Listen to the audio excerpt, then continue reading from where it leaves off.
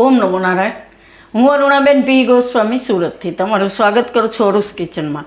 તો આજે આપણે બનાવશું કાકડીની ચટણી. તો એના હારું આપણે આ એક કાકડી લીધી છે આ રીતની, અને લીલા ધાણા થોડાક આપણે ગાંઠિયા હારે જ લીધા છે, આ રીતે ધોઈને લઈ લીધા છે. બે આપણે મરચાં, તો આ બહુ તીખા નથી એટલે બે લીધા છે. તો તમે તમારી તીખાસ પ્રમાણે મરચાં નાખી શકો. અને ડુંગળી, તો એક મોટી ડુંગળી આપણે આ રીતે સુધારીને લીધી છે. થોડોક આપણે દાળ લીધી છે, જે દાળિયાની દાળ આવે એ, અને થોડાક શેંગદાણા, અને થોડાક આપણે લીધા છે ફુદીનાના પાન. વઘાર માટે આપણે જોઈએ હિંગ, રાઈ અને ચણાની દાળ ને અડદની દાળ, લીમડો મીઠો અને મરચાં. થોડુંક આપણે એમાં લસણ નાખીશું, તેનાથી બહુ સરસ ટેસ્ટ આવશે ચટણીનો. તેલ જોહે વઘાર માટે અને મીઠું જોહે. બસ આટલી જ વસ્તુ આપણે જરૂર પડશે એમ. તો પહેલાં આપણે કાકડી છે એને છાલ કાઢી લઈશું. તો આને આપણે છાલ કાઢી લઈશું.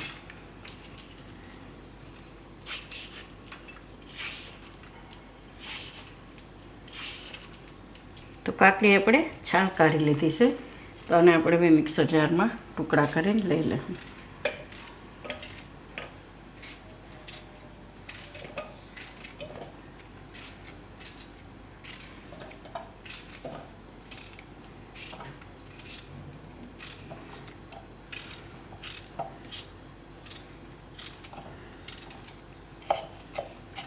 આમાં આપણે હવે મરચાં નાખી દેવું.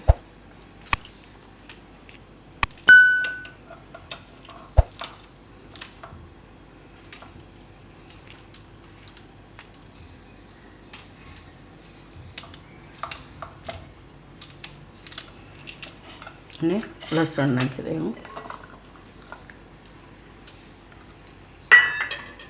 અને શેંગદાણા ના દાળિયાની દાળ અને લીલા ધાણા. અને આપણે એકારે બધું હમાય નહીં, તો થોડુંક એને પીસી અને પછી આપણે એમાં બીજું વસ્તુ નાખી દેવું એમ, કેમ કે એકારે બધું આમાં નહીં હમાય. તો જરૂર પ્રમાણે થોડુંક 2 થી ચમચી પાણી નાખીને અને આપણે પીસી લેવું.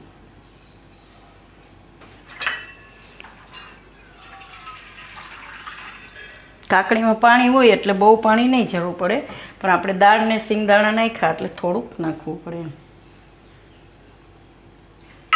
તો આને પહેલાં પીસી લેવું, પછી બીજી વસ્તુ નાખશું. તો આને આપણે થોડુંક પીસી લીધું છે આ રીતનું. હવે એમાં આપણે ડુંગળી નાખી દઈશું,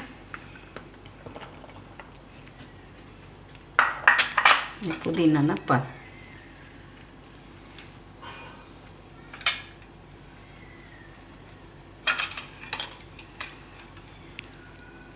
મીઠું નાખી દેવું.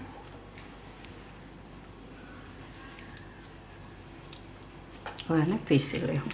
પછી થોડુંક બીજી વાર પાછું એને પીસી લેવું. તો આ બધું આપણે આ રીતે પીસી લેવું.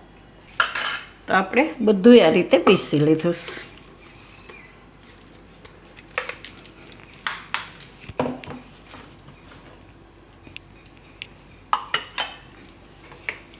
આ રીતનું. તો આને આપણે કાઢી લેવામાં એકદમ ટેસ્ટમાં સરસ લાગશે ચટણી. આને તમે આમનામય ખાઈ શકો, આપણે જમવા ભેગી ખાઈ શકો, ઇડલી એ રહી તમે બનાવી શકો, અને ઢોકળા એ રહી બનાવી શકો એમ. એકદમ ટેસ્ટી લાગે છે. અને તમારે થોડીક ખટાશ જોતી હોય તો લીંબુ ઉપરથી નાખી શકો, લીંબુ એમ. તો થોડુંક પાણી નાખીને આપણે આમાં નાખી દેવું, થોડીક પાતળી થઈ જાય.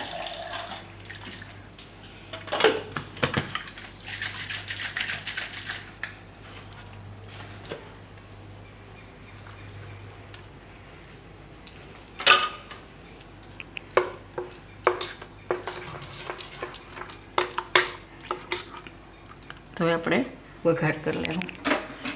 આમાં આપણે થોડું તેલ ગરમ મૂકશું.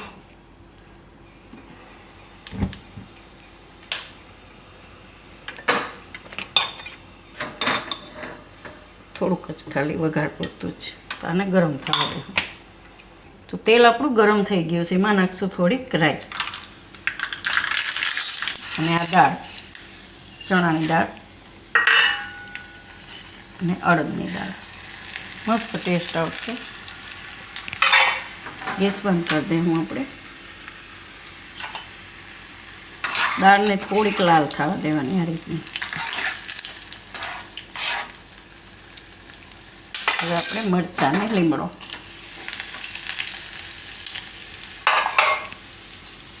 અને થોડીક હિંગ. આ વઘાર આપણે ચટણી ઉપર નાખી દઈશું.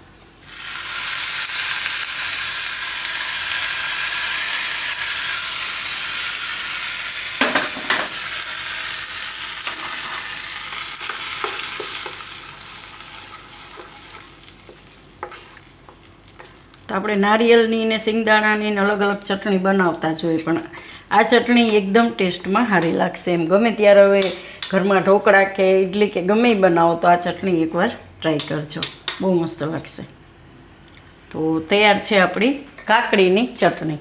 તો જો તમને મારી આ રેસીપી પસંદ આવી હોય તો એને લાઇક કરજો, શેર કરજો અને મારી ચેનલને સબસ્ક્રાઈબ કરજો અને બેલ આઇકન દબાવવાનું ના ભૂલતા. કમેન્ટ કરીને કહેજો કે તમને કેવી લાગી આ કાકડીની ચટણી.